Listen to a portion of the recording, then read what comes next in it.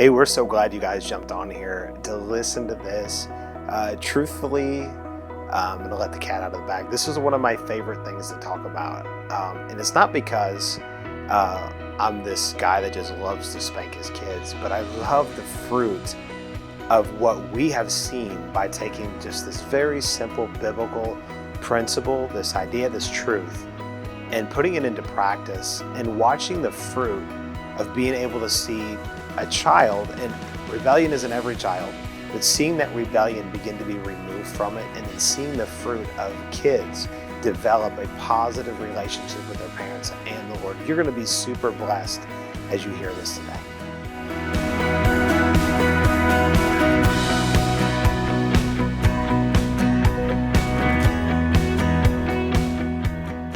So this is an important conversation that years ago I ministered on this, and I kind of thought, I don't know if anybody got anything from that. And just because it kind of hits more, probably a little bit more select group of people. But I'm thankful to be able to make a podcast where this will just be out there, can be shared, and people can hear this because there's some really good wisdom. But I had somebody come to me later, several years later, and they said, thank you so much for talking about that, because it really helped me. And there were things that I didn't know that I was doing incorrectly, and you really helped me see things right. And so just the idea of spanking your children, and there's a lot we could say about whether it's right or wrong from the word, that the Bible is pro spanking. God is pro spanking, and it's not because he wants to see pain inflicted on somebody's backside, but there are right and wrong ways to train your children, and we don't have it all figured out. But one of the things that I think this is an important conversation, and this is why we're having it, is that how do you spank your children? Right. How do you do it? What's the proper way to do that? Yeah. Because there is a proper way, and there's wrong ways. And there are wrong ways, and I think it comes back to us knowing ourselves too, and just being very familiar with that we're not going to be angry, and we're not doing this for ourselves, but we're doing this because it's important for our children to be constrained so that they don't get hurt, and that not more than they don't get hurt, but that they will hear our voice and that they will obey it. Yeah. And obedience, I think, is maybe the key word, is that we do this because we're teaching children what obedience looks like. Yeah. And they're supposed to, obey us. And it's so important that, we don't spank, and I'm sure we'll get on this, out of anger, out of frustration, out of fear, out of control, out of you're not listening to me, and now I'm beside myself. Right. I can remember one time and I hadn't spanked the kids or anything, but I came home and I was so frustrated, and you were like, this is your fault. You're frustrated because you're allowing things to go on. And it was more, in my nature to withdraw and be frustrated, and then it would paralyze me, so I wouldn't do anything. And it was then we began having conversation, and I came to the conclusion that when I would reap benefits if I would be the parent, and I would know what our goals were, or what disobedience looked like, and what obedience looked like. I had clear, definite boundaries of, if this is what we're asking, and if you cross that boundary, then there is punishment. There's not communication. The instruction will come after, but that this is what we're saying, and if you do not obey, then there is a consequence. Because that's true in all life. If we do something and it was not right, there is a consequence. So this brings out, there's so much we could say about this. This brings up there's lots of debate, and there's even some teaching out that I think comes from some really great people that I don't necessarily ascribe to all of it. And that is that, punishment, the idea behind, when you're raising your kids, you don't want to raise them in fear, and you don't want to raise them in punishment. And I basically agree with that. However, so then with that, it's kind of like your kids should reap the consequences of their decisions and not punishment. And I believe as a child gets older, you can do that. Right. And you should do that.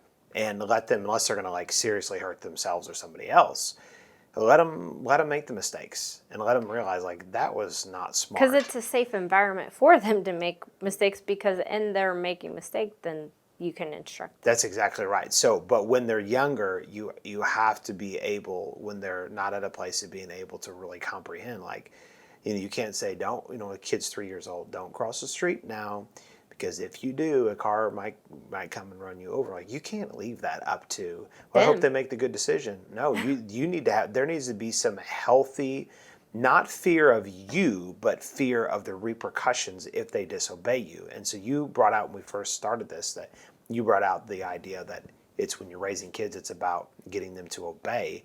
And you could say it a different way also is true. It's getting them to not be in rebellion, because you want them to obey. Right. But the point of spanking your child is so that rebellion gets driven from their heart, because it's in the heart of a child. And so, how, just on some very practical levels, how old should your kid get before you shouldn't spank them anymore? And I don't think there's an exact age, but I can tell you now, if you don't have a kid trained to heed your voice, to obey you, by the time they're probably 4 or 5, you've waited too long to discipline your child. Right. You have to start from when they're younger and begin to properly and appropriately spank them. And the point of spanking, and this has to be reiterated, and you said it, it's not because you're mad, you're angry, you're frustrated, or, well, I just don't have anything else to do.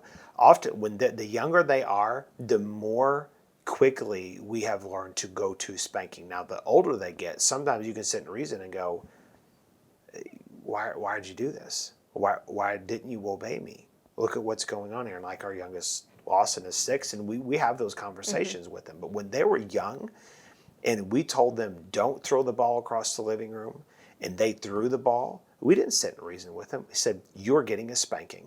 Right. Took them in the other room to avoid embarrassment, because it is not about shame and embarrassment. That's right. It right. is about, you did this, now this is going to happen. And then we would take them in the other room, and then we would give them what we consider to be a proper spanking. So the next time they thought, because when the kids are very little, their reasoning skills are not there. They haven't developed in those. And when they're younger, what they can reason is some pain on the tushy. And when you tell them, do not do that again, I'm telling you, don't do that. And then you have to be clear, if you do that, you will get a spanking. You don't, just because your kid's doing something you don't like, you don't just grab them and spank them. That's abuse. Right. You spank your child because they directly disobeyed you. And because that disobedience is there, it means that rebellion is still there, and it needs to be driven out of them. How do you drive rebellion out of a child? Because I don't care who your kid is.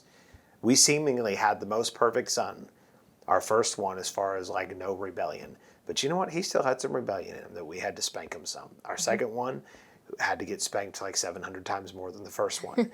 So it's different with different kids. Right. But rebellion is in the heart of a child, and you have to get rid of that. Otherwise, they grow up rebellious, unrestrained, and those are the ones that turn out to be God haters, right, and parent haters, right, and everybody haters. We have our generation is the most violent generation in America, wow, and it's the least spanked. Wow. So this whole idea, like if you spank your kids, you're going to teach them violence. It's not violent.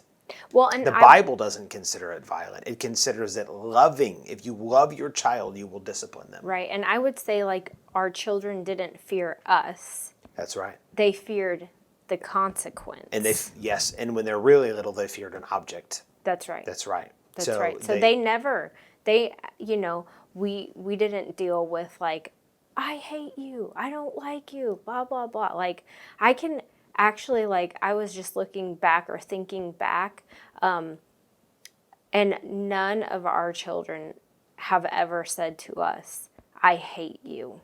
I can't Or recall a time they I ever did. don't, they might not have, like, liked They didn't us. have the warm fuzzies at the moment. Right, right. But, like, where they tried to, like, hurt us or spit on us or anything, like, I feel like even from a very young age, they wanted and longed to crawl up on our laps and get our affection Yeah. and our attention. And it was like, you know, like a beautiful balance, because we were willing to take the time to discipline them, that they actually loved us So more. that's exactly right. And for a lot of parents, they're afraid to discipline their kids because they want that relationship with their children, but they're afraid if they spank them, then their kids won't do that. But they truly end up doing it more. And it's because kids, they if you could say it like this, they covet boundaries, they covet order, they covet having protection. And when you discipline your children, there's something in them that makes them more legitimate as sons and daughters and not less legitimate. It talks about in Hebrews that if a person is without correction, they're an illegitimate son. And what happens is that when you remove correction or discipline from your child, you're raising, if we want to go with the King James version, it says bastards. You're raising illegitimate sons and daughters. They're not legitimate because a legitimate child learns how to receive correction. That's so good. That's part of what makes them a legitimate son or daughter. And so we have to begin that process. And so there's a lot that gets received in the process of, and we're talking about when they're younger and you're actually spanking them. You are dealing with the rebellion, but you're also teaching them that instruction is a good thing. Right. Because on the backside of, so this is very practical, when you spank your child, you don't just spank them and leave them to cry and be like, no, you'll learn your lesson. No, your heart towards them is love. It's not about punishing them. It's really not about punishment. No. It is about getting them to fall into a funnel that God has called them into. Right. People are we're supposed to have lanes that God has called us in. We're not supposed to be all over the place. That's Well, right. how can you expect somebody to hear and heed the voice of the Lord when they're older if you never taught them how to hear and heed the voice of their parents? That's right. Parents are responsible to teach their kids how to walk with them because they've taught their kids when they're younger.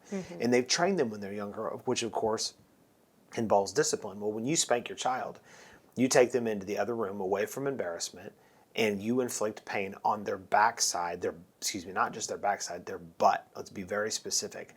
On their butt. That's why it's padded. God gave some padding there so you could give it a little sting. And there's nothing wrong with that at all. And so when you're spanking your child, sometimes people will spank their kids. Like I remember my mom, when she spanked my younger brother, she didn't do a very good job because and my mom was an incredible mom, but she didn't spank hard enough. And we didn't fear her spankings. Now, because I was such a sensitive kid, I feared the idea of my mom spanking me. I didn't want that. It was just the idea. It wasn't even the paddle to the butt. That didn't scare me, but I didn't want her heart. I didn't want her heart to be displeased with me at all. Right. Now, my younger brother, he wasn't quite the same way. And so I remember a couple of occasions where he was getting spanked, and I'm like, yeah, that ain't hurting him. And he's like, boo hoo hoo hoo hoo. Comes into the bedroom one time in particular, he shuts the door and he's going, boo hoo hoo hoo. And he started dancing because it didn't hurt him. But when my dad gave a spanking, we all feared that because he lit our backsides up. But when both of our parents, when they spanked us, it wasn't because they were mad or angry. It was because we disobeyed them, and there was that consequence there that if you do this, then this is what's going to happen to you. And so they spanked us, and then when we were done, they would hold us until we got done crying and said, I love you. You are my son. That's right. I'm thankful for you, and I want to make sure that you're safe and you go the right direction. And of course, the less instruction even afterwards that you could give, sometimes it's just a matter of holding and just until they're done crying. Because you want that child, you don't want to leave them in a state of, spank them and then walk out of the room and then leave them in a state of, their butt hurts and their feelings are hurt, and we also call that butt hurt sometimes.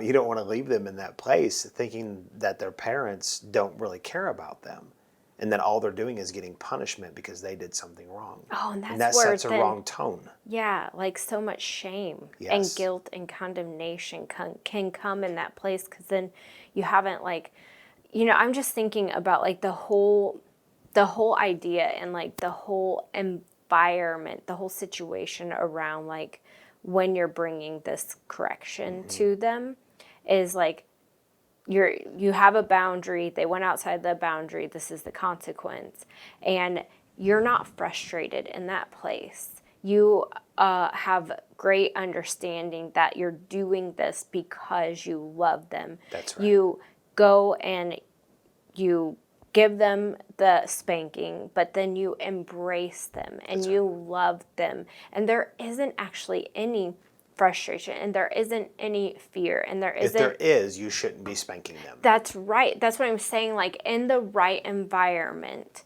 like it's kind of a beautiful picture of like us being in whatever pain, and then going and climbing on the Lord's lap and just allowing Him to lavish His love upon us. And He does give us correction. Like we've all been corrected by the Lord, and we need it. Yeah. And And the word talks about that, no correction feels good at the moment, but afterwards it yields the I think it says the peaceable fruit of righteousness. Yes. And so what the correction does has nothing to do with what's happening in the moment. It has everything to do with what it produces. That's right. And so this is why we have to come to where we value correction. If you want to, I don't like the word punishment really, but discipline. We Yes. need to value that and value the idea of doing it. And so just on a very practical level, going back and looking at what it looks like to spank your child, take them in the other room.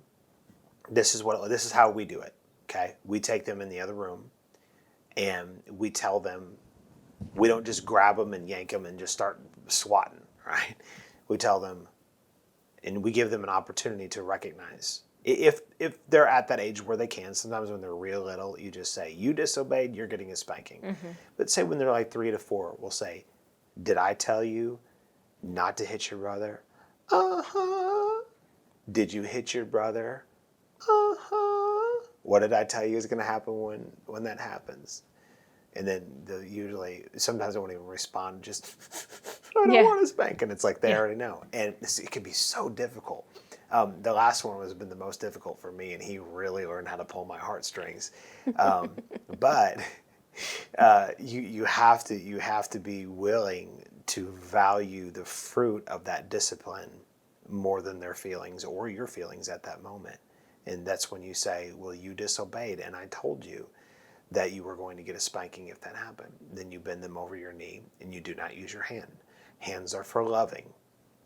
Hands are for provision. Hands are not for discipline. You get an object, nothing sharp or pointy. You don't get a cat of 9 tails and put glass on the end of it, right? So it's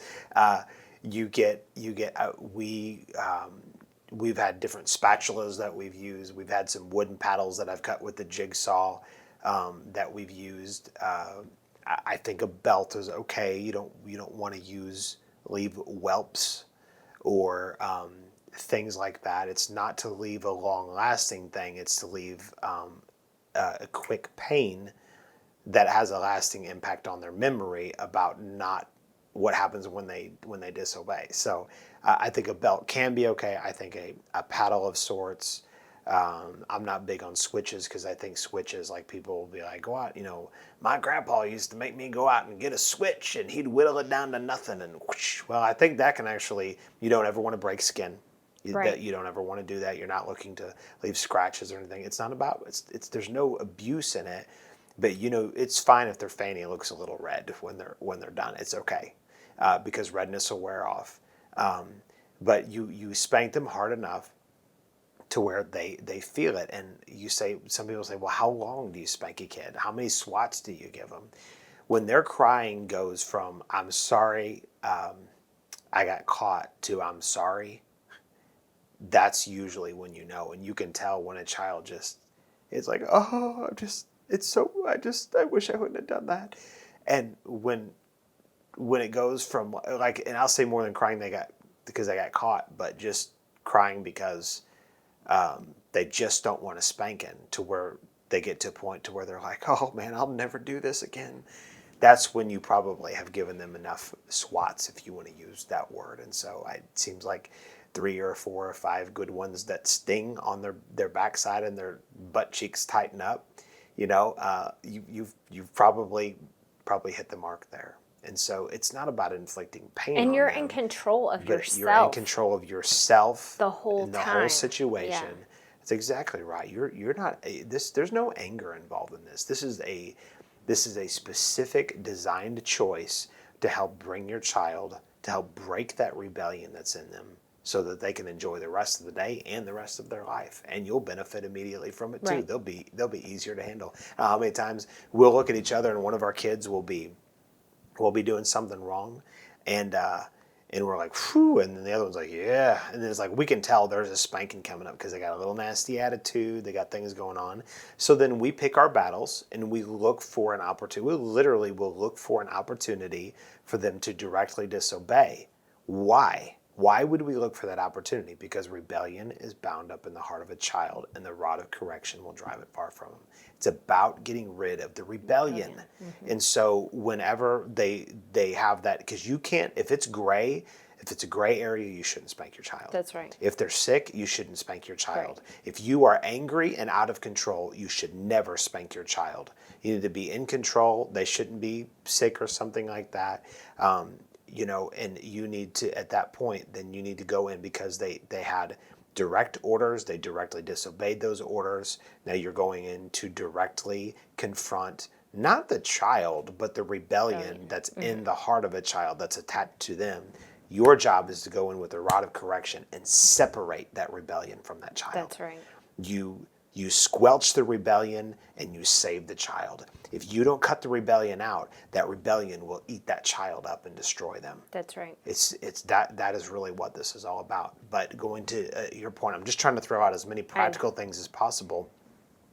To your point about being angry, because sometimes, because we had one in particular that, man, it was after enough hours with him. Sometimes, some days, I'd come home and you were beside yourself. Right. Even when you learned how to discipline properly, it was still a lot. Right. So when you're dealing with a child like that, you cannot go into them in anger. If you're going in to spank them in anger, your motivation is wrong. Right. And not your motivation is not right. because of how it affects you. So you have to get your frustration. You got to get yourself calmed down and go in and say, look, child, I told you not to do this, and you did it.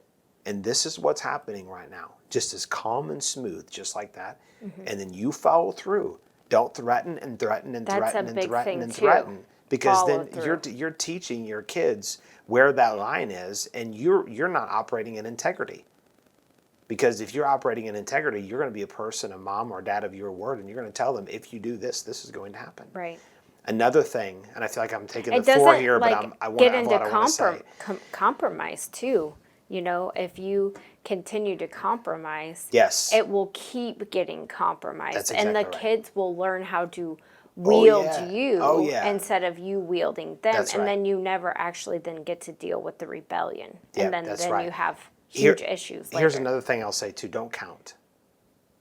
Don't count. I'm going to give you a spanking if you don't stop in 1, 2, 2 3/4, 2 1/2, whatever. That's not what you do, because when you're doing that, you're teaching that child that they can rebel just a little bit longer and it's okay. Mm. And you're also you're teaching them that it's about, like, I don't really want to have to do this, but I will. When you can get it, and you can't always explain it at the beginning, but they'll catch on to this. When you can get your kid to realize that when they do something that directly defies the instruction that was given, that gets punished. Mm-hmm. The rebellion gets punished. When you can teach them that, then it will cause them to want to separate themselves from it. That's right. They won't want to have anything to do with it. And so people, to me, and I'm not saying we've done again anything perfect, but I'm watching our kids as they get older, and they're wanting to separate themselves more and more and more and more from rebellion. That's right. Because they see that the results of rebellion are not good. And as they've gotten older, and let's just finish with this, as they've gotten older, we have a 16-year-old.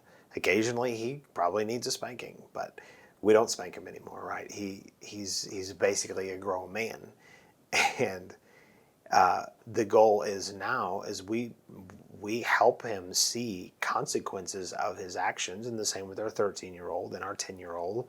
Our 6-year-old is he could still get spanked. That's still potential there.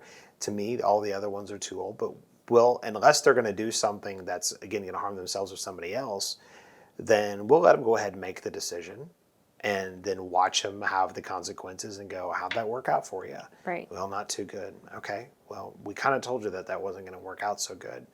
So why'd you do it? Well, I just really wanted to. Okay. Well, you could see what happens now. So we love you. We're here for you. Let's work on how to not have that happen again. Right. And so you move them into that relationship between you and them. And then by the time they're out of your house, the goal is they have that relationship with the Lord. That's right. And you still, that Right. they can come to you and say, what do you think about this? And you tell them, and hopefully they'll heed your instruction.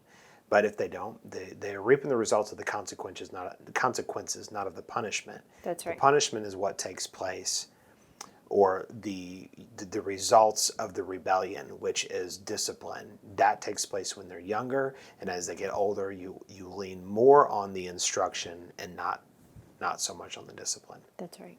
So a lot more we could say about spanking your children, but if you can get a hold of those things there, it will really, really help you. But I want to say one last thing: take control of your environment. Stop That's right. allowing your kids to rule you. Stop allowing your kids to run your house. You run your house. You don't have to do it with an iron fist. You shouldn't do it with an iron fist. But your kids should be respectful, obedient, and if the culture of your home isn't good, then you need to fix it. Simple as that. And God's given us the ability to do it. We have a right, and beyond that, we have a responsibility to train our children up correctly. So spanking is not a dirty word. I don't care what the psychology books tell you. The Word of God always trumps all of the psychobabble of the world. Spanking your children is correct. There's a correct way to do it. You do it in love, and if you do it at the right ages and you start at the right age, you'll have success raising your children. That's right. Amen. Thank you for listening in on this conversation. We hope this has and will continue to encourage you in your marriage and family. Don't forget to download and comment and share this episode. You can check out Ward Ministries at wardmen.org. If you have any questions, please email us at info@wardmen.org.